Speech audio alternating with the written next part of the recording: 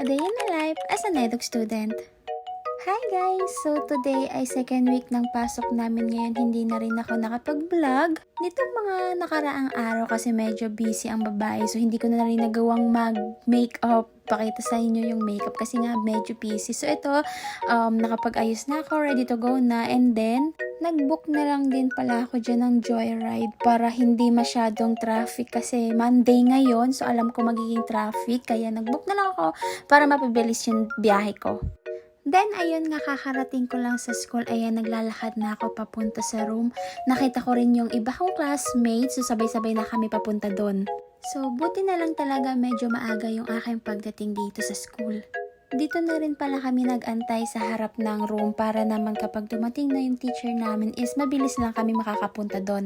Kasama ko pala dito yung mga kaibigan ko and then yung mga ka-classmate ko.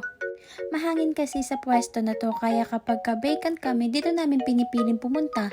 So, dito nga may pinakitang pants yung kaibigan ko and then sinukat ko siya. Tawan-tawa ako sa sarili ko.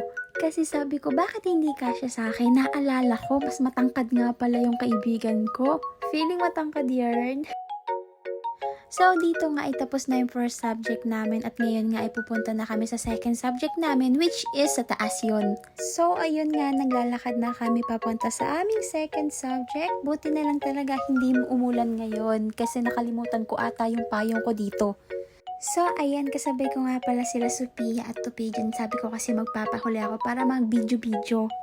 At pagkapasok nga namin ng room ay ando na si sir na abutan namin, nagpe-prepare na. At ayan ang favorite subject namin, uwian. So tapos na yung klase namin dyan, yung second subject namin. Hindi na ako nakapag-video kanina kasi nag-start na agad magturo si sir. So ayun lang, bye! See you on my next vlog!